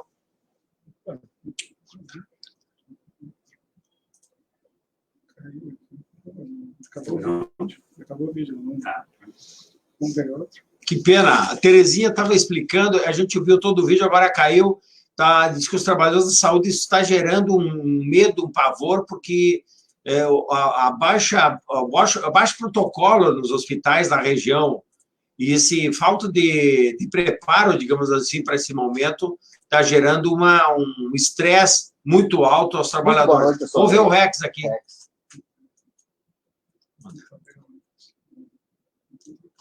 Não? Vamos ver. Um pouco de paciência aí, pessoal. Compartilhem. Muito boa noite, eu sou Andrei Rex, tá? Estamos todos aí nessa guerra. Eu sou o presidente do Sindicato de Saúde Vale dos Sinos e nosso principal desafio nesse enfrentamento é garantir a qualidade de vida do nosso trabalhador, tá? a proteção daqueles que estão à linha de frente, que estão atuando nessa pandemia, é o primordial. O nosso maior desafio vem sendo o convencimento de alguns gestores que ainda não estão acreditando numa pandemia que mata milhares todos os dias no mundo todo. Tá? A nossa principal batalha é afastar trabalhadores que estejam acima de 60 anos ou que tenham qualquer outra comorbidade, façam parte de grupo de risco, para não deixarmos esses trabalhadores expostos, tá? E principalmente a questão do EPI adequado e do treinamento contínuo, e que se garanta a troca desse EPI quanto necessário. O Vale dos Sinos é uma região próxima, ao lado da região metropolitana, um epicentro urbano. Nós temos um número grande de hospitais de médio e grande porte, e temos uma população muito grande, temos muitos bolsões de pobreza, temos um número de usuários do SUS com muita vulnerabilidade social, e esses centros, essas pessoas, se não tivermos o cuidado de mantermos o isolamento e que essas pessoas sejam expostas ao contágio, o nosso sistema vai saturar, e a consequência disso é que nossos colegas trabalhadores de linha de frente vão sofrer muito. Tá? Já temos trabalhadores da região que já padeceram em virtude do contágio com o vírus. Inclusive, nós temos uma colega nossa, da nossa diretoria do nosso sindicato, que também já está afastada porque já positivou. Temos muitos colegas sindicalistas que, infelizmente, estão padecendo, e muitos trabalhadores que estão fazendo a linha de frente, que sofrem por diversas mazelas. Primeiro, a questão da sobrecarga de serviço, o tensionamento, a guerra de nervos, que é para atender a população que também está vindo assustada, também está sofrendo esse problema, que nós temos dificuldades da logística dos nossos trabalhadores de chegarem a seus postos de serviço, porque o transporte público não está suprindo, dando a qualidade que os trabalhadores necessitariam ter, em virtude da diminuição dos horários. Isso é um desafio que nós temos que ultrapassar, e principalmente a questão da saúde mental do nosso trabalhador, que frente a essa situação, que é uma situação de guerra, e que nós sabemos que o pior ainda está por vir, então a gente precisa atentar muito à saúde, não somente física, mas também à saúde mental dos nossos trabalhadores. Uma boa luta e sigamos até a vitória. Grande abraço. Legal. Vamos ver o Milton ainda, o nosso presidente da Federação dos Trabalhadores de Saúde. Cadê o Milton? Kempfer. E aí depois a gente volta para vocês aí para as considerações. Teríamos muito para discutir, mas não vamos aproveitar bem o tempo aí das pessoas que estão nos assistindo. A situação dos trabalhadores da saúde no Estado do Rio Grande do Sul, a visão da Federação dos Empregados do Rio Grande do Sul. A vida dos trabalhadores da saúde no Rio Grande do Sul nunca foi fácil. Ela sempre foi muito complicada, porque a estrutura de saúde do Estado do Rio Grande do Sul, ela é feita da seguinte forma: do atendimento, não da saúde preventiva, do atendimento, ela é feita através de 2 grandes hospitais, que é o Clínicas de Conceição, e mais de 200 hospitais filantrópicos, sendo esses quase 100 que são pequenos hospitais. E sempre foi muito difícil porque existe problema de gestão e de financiamento na área da saúde. Os recursos, por exemplo, eles são, na verdade, repartidos da seguinte forma: o Clínicas de Conceição ficam com mais da metade de todo o recurso do Estado, e o restante é dividido entre as Santas Casas, os hospitais filantrópicos e as prefeituras. Esses recursos, geralmente, a gente sabe quanto que sai do governo e quanto que chega, mas a gente não consegue descobrir, na verdade, como ele é gasto. E aí, o drama dos trabalhadores sempre foi esse, incerteza de receber salário, incerteza de receber seus direitos, falta, muitas vezes, equipamento, condições de trabalho. E agora, com essa nova realidade que estamos vivendo, no início desse ano para cá, com esse novo problema mundial, que é essa pandemia, e que, na verdade, os trabalhadores da saúde são soldados desta guerra onde o inimigo não se consegue ver, é um inimigo invisível. E são soldados de uma guerra onde eles não recebem a arma adequada, não recebem proteção adequada, e estão enfrentando um inimigo que não se sabe bem como que ele é combatido. O que a gente vê é que estão salvando algumas pessoas, né? Mas a gente vê um alto índice de contaminação, a gente vê que está morrendo muitos trabalhadores da saúde. Aqui no estado já morreu também. E o grande drama dos trabalhadores agora, com essa nova realidade, além de baixos salários, falta de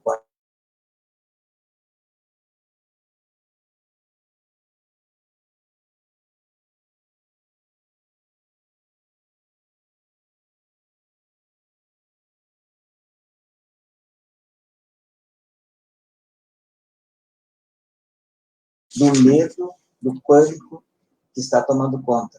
Nós temos muito caso de depressão.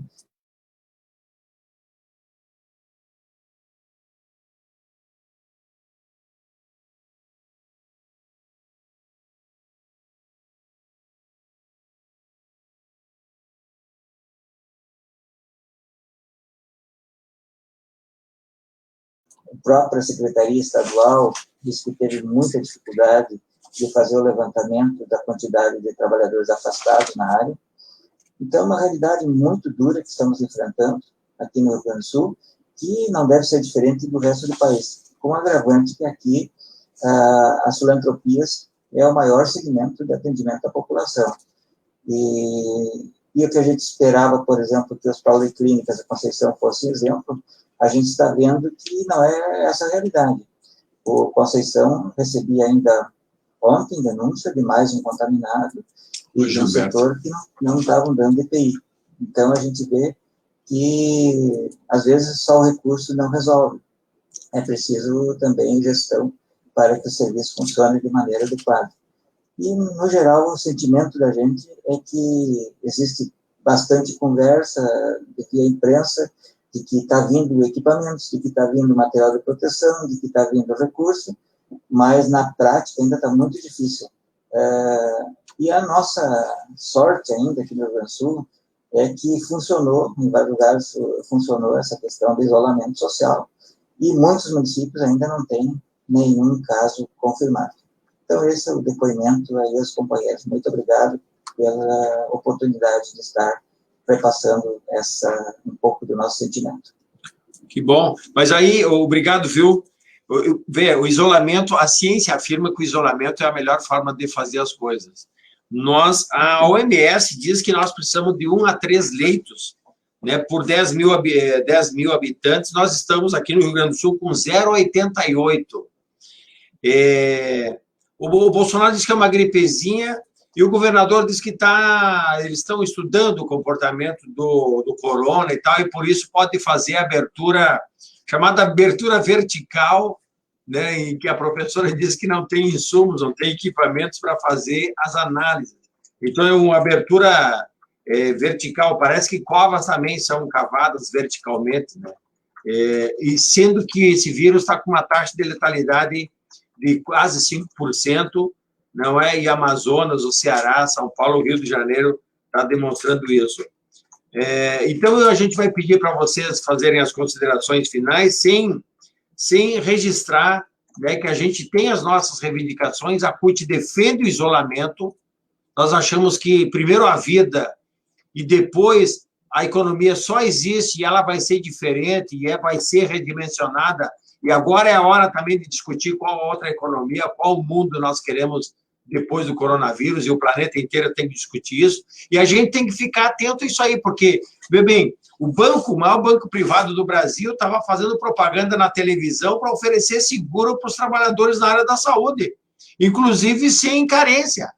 Então, não tem carência nenhuma, seguro de vida sem carência. Então, o capitalista também vai aproveitar esse momento para fazer contas, para contabilizar para eles. E nós temos, como bem disse o Cláudio, e a Silvana, enfim, a Cláudia e os que nos antecederam, fazer a conta de qual é o mundo, como que nós temos que discutir esse momento para sair daqui não iguais e não normal como era antes, senão melhores e mais preparados para construir esse novo mundo. Então, já agradecendo, passo a palavra.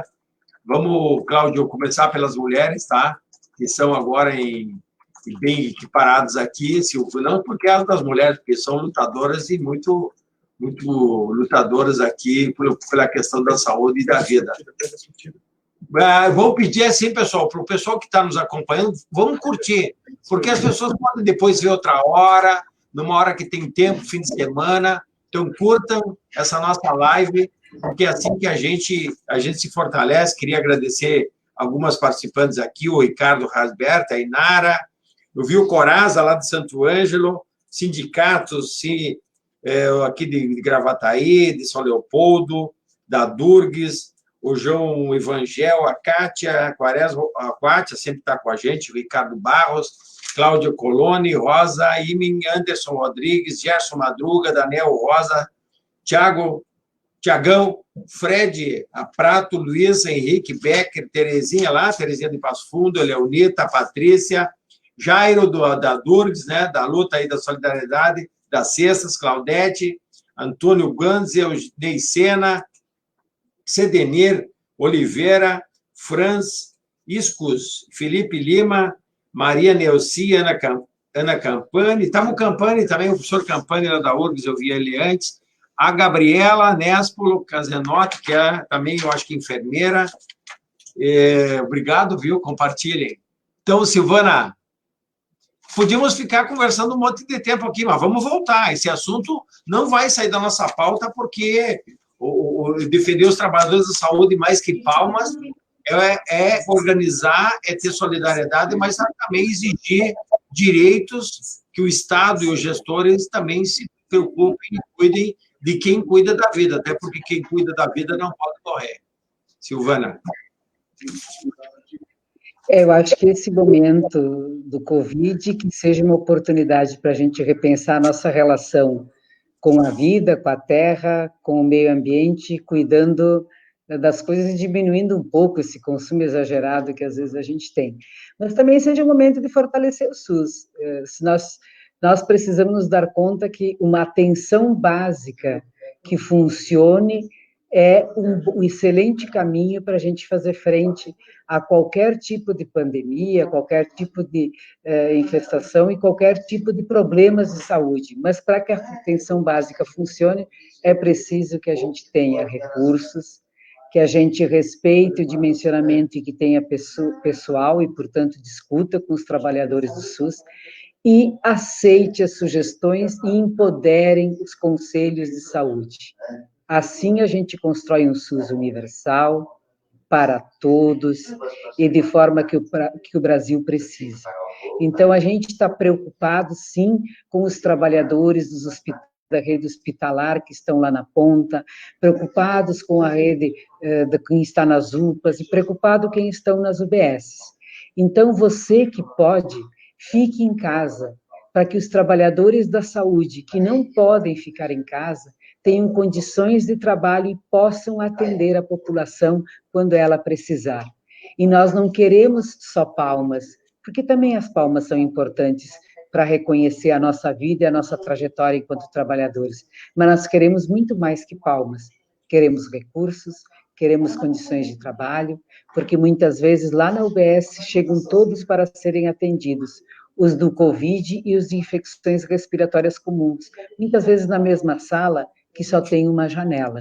Então, nós queremos condições de trabalho, formação continuada, equidade nos nossos salários, porque a gente tem muita diferenciação salarial nos sistemas de saúde e, principalmente, as mulheres são as que menos recebem comparado com o mesmo trabalho que os homens executam. Então, na área da saúde não é diferente das outras áreas, mas como estamos falando de saúde, precisamos respeito aos trabalhadores, aos seus direitos e o fortalecimento do sistema único de saúde. É essa a nossa mensagem, e não é uma questão de ser otimista, a nossa colega Cláudia, é uma questão de que quem está na luta não desiste nunca. Nós estamos sempre, né, Cláudia, resistindo, protegendo e alertando. Essa é a nossa função neste momento, e agradeço a CUT e a todos que participaram e que estão compartilhando, e dizer que sempre na luta, resistindo, protegendo e alertando. Obrigada. Muito obrigado, viu, Silvana, pelas palavras, pela participação. Agradecer aqui também o Evandro, lá do Alegrete, aqui. Cláudio, diga aí, eu sei que tu tem muita coisa para dizer, mas vamos concentrar. Você é um cara que consegue nos passar sempre boas mensagens finais. Nós vamos continuar conversando. Vocês certamente serão convidados para voltar em outra oportunidade, porque esse tema da saúde, dos trabalhadores da saúde, é uma pauta que não vai sair de pauta. Bem, vamos tentar fazer uma síntese final desse debate, né? Nós precisamos de testagem. Nós temos 2 tipos de testagem. Uma que faz o DNA do vírus, que é mais caro, mais difícil, e a testagem rápida. O que está aparecendo é a testagem rápida, que ela é boa para o positivo e tem muito falso negativo. Então, nós temos que ampliar a testagem, seja nos trabalhadores da saúde, seja no conjunto da sociedade. Nós temos que ter EPIs seguros. Qual é a informação que nós estamos recebendo? Que os EPIs não são em quantidade e qualidade necessária. As máscaras são usadas além do tempo necessário, permitido, né? E assim por diante. Então, temos que ter EPIs, temos que exigir isso. A sociedade exige isso. Eu não posso abrir mão dos trabalhadores da saúde, senão eu não serei atendido amanhã. Esse trabalhador não...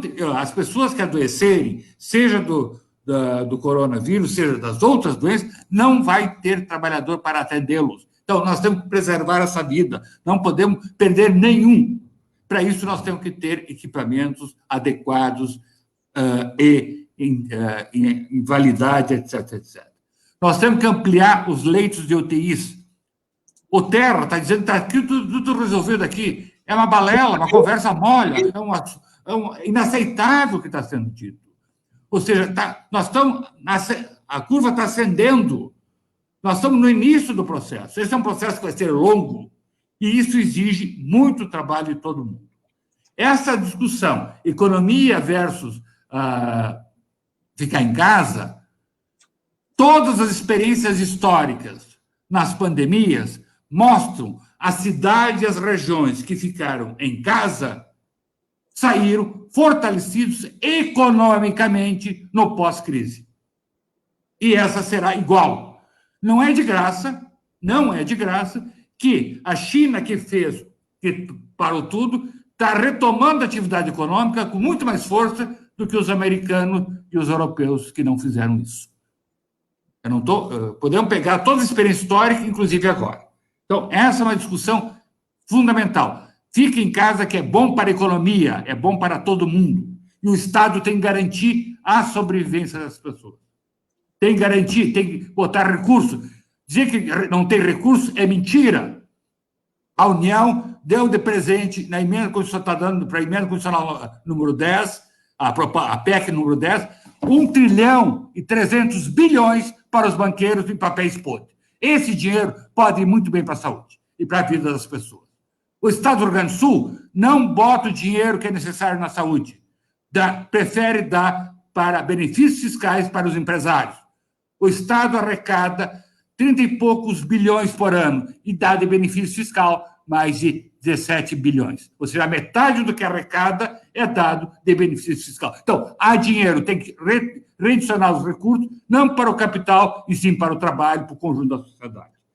Além disso, nós precisamos organizar a resistência. Nada disso virá de graça. Então, nós temos que nos organizar enquanto sociedade. Nós temos que fazer a solidariedade com os outros trabalhadores. Nós temos que garantir que haja informações do que está acontecendo. Portanto, nós temos que criar comitês em todas as regiões do Estado. O Conselho Estadual está abrindo um debate com os conselhos municipais para que cada Conselho Municipal de Saúde entre nessa luta, produzindo as informações do que tem de pessoas adoentadas ali, etc, etc, para a gente ter uma informação estadual para poder fazer esse enfrentamento e fazer um debate com a sociedade. Entrar nas rádios comunitárias, entrar nos debates e dizer o seguinte: fique em casa. Nós queremos a vida, nós não queremos garantir o lucro de meia dúzia.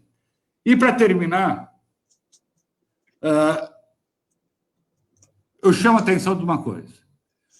Aquilo que eu já falei antes. A realidade pós-crise será outra. Mas vai depender de como nós enfrentarmos essa realidade, essa crise, que será a nova realidade. Ela pode ser um fascismo, como em outros momentos aconteceu, ou pode ser uma sociedade mais justa e igualitária. Por isso, nós temos que trabalhar em termos da construção de uma sociedade democrática, justa e igualitária. Isso nós temos condições de fazer. Isso se faz nessas crises. Essa crise é uma crise, agora tem a pandemia, mas nós temos, junto com ela, nós temos uma crise de representação política, uma crise econômica, financeira, ambiental e etc. Então, há uma necessidade, desse momento, nós reafirmarmos os princípios básicos. A defesa do serviço público, a defesa do SUS, a defesa do SUA, a defesa do conceito de seguridade social, ou seja, garantir a vida e a segurança da sociedade como um todo. Obrigado e até a próxima. Legal, Ana Campani está nos assistindo aqui de Lisboa. Bem-vinda, compartilhe lá com os brasileiros e portugueses. Cláudia. Ana foi, né? Cláudia Franco, então com você, suas considerações finais. Eu sei que tem muito para falar. A gente pensa que 1 hora e pouco é bastante, depois chega na hora, tudo fica mais curto, né? É verdade. Mas eu queria, então, deixar a todos, né, o meu sentimento, assim, que quando eu concorri ao sindicato em agosto, a gente optou por botar o nome da nossa gestão como Resistência. Eu não estava adivinhando, tá, o corona, certo? Mas eu acho que essa fala da Silvana... Nós já tínhamos o Bolsonaro, Cláudia, nós já tínhamos o Bolsonaro. É verdade, já tinha a emenda constitucional 95, a gente já tinha várias coisas. Mas, assim, a Silvana, quando fala nessa questão da resistência, é o que eu tenho dito sempre, nas várias entrevistas que a gente está dando em função do adoecimento dos colegas. Então, quando eu termino, eu sempre coloco isso, que eu acho que é o momento da gente resistir, é o momento da gente honrar realmente a escolha que a gente fez, né, por trabalhar na área da saúde, como o presidente aí falou, o presidente aí é da CUT, tá, não o Bolsonaro. Como ele falou, eu voltei, né, fui convocada, estou trabalhando na linha de frente, e eu acho que é o mínimo que a gente pode fazer, até porque a gente escolheu o cuidado como uma opção, tá? Mas eu acho que a gente tem que também... exatamente porque a gente escolheu o cuidado por opção, a gente tem que reafirmar que a gente tem que cuidar também de quem cuida. E eu acho isso muito importante. E aí, com isso, eu gostaria de fazer um pedido para os colegas que, por exemplo, na questão do GHC, a gente perdeu, né, a liminar, porque, segundo o juiz, a gente não provou a falta de equipamento. Então, colegas, usem as entidades de saúde que vocês têm, o SERGS, o Sinsaúde, a Federação da Saúde, os sindicatos aonde vocês estiverem, para fazer o Corém, né? Porque o Corém tu consegue fazer na ouvidoria do Corém e aí não precisa dispor, para fazer essa denúncia, para a gente ter prova, porque ligar para a gente ou mandar uma mensagem via WhatsApp, isso não vale como prova para o juiz. Então, a gente tem que ter essa denúncia para a gente poder realmente não colocar a vida dos trabalhadores em risco. Então, aproveitem esses espaços que vocês têm e esses colegas que têm uma certa estabilidade, que é para a gente poder fazer essa denúncia, né? E acho que a gente também nunca... a gente está vivendo um momento tão difícil que tu ainda consegue ter uma enxurrada, né, de pedidos para a gente encerrar, para botar suspensão de contrato por 60 dias, inclusive na área de saúde. As pessoas não estão conseguindo entender que a gente vai ter que, toda a nossa força de mão de obra tem que estar forte, atuante, com segurança para atender a saúde e a população. E outra coisa que eu queria fazer e dizer para os colegas, que eu fiquei muito chocada, inclusive muito emocionada, na realidade, no dia que eu escutei isso, de um gestor na mediação, que a gente está resolvendo o problema da questão do afastamento dos profissionais de saúde, por exemplo, como os médicos estão fazendo, que é a telemedicina. E aí eu coloquei, inclusive, muito emocionada na mediação, dizendo que a enfermagem não tem essa opção. A gente não tem a opção da teleconferência ou da teleatendimento. O cuidado não se faz à distância. O cuidado se faz no toque, o cuidado se faz no olho, e nós, profissionais da enfermagem, não só os de nível superior, mas os de nível médio, que nós somos uma equipe, e essa equipe ali, segurando a mão do paciente, dando banho de leito, trocando a roupa de cama, fazendo a medicação e cumprindo com essa prescrição, que até pode vir pela internet, mas a gente não tem opção de aplicar medicamento, a gente não tem opção de dar banho de leito pela a tele, né? Então, a gente gostaria de fazer essa sinalização, e principalmente, assim, nós estamos no ano da enfermagem, né? Então, vamos realmente lutar por essa valorização. Então, eu me somo a um artigo que eu já fiz, né, que foi colocado disponibilizado. A gente não quer aplauso, a gente quer valorização e reconhecimento, e principalmente respeito. Tá? Então, agradeço aí a oportunidade, eu estou à tua disposição quando tu precisar.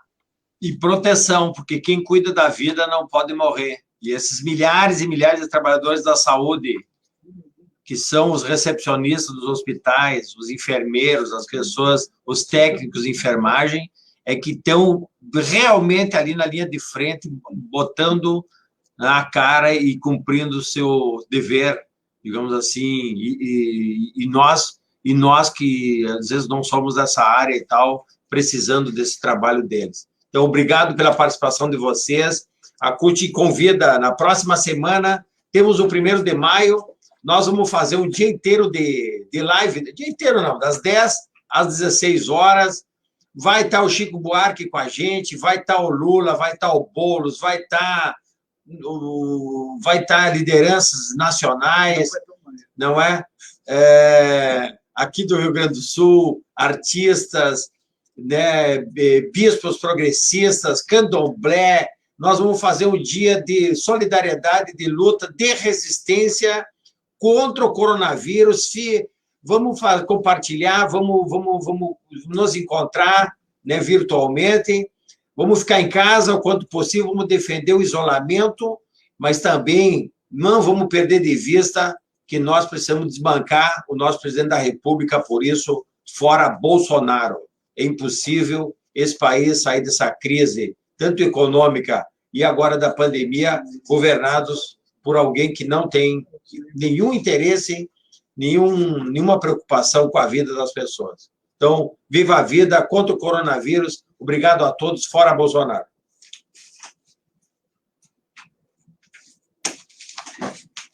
Sucesso.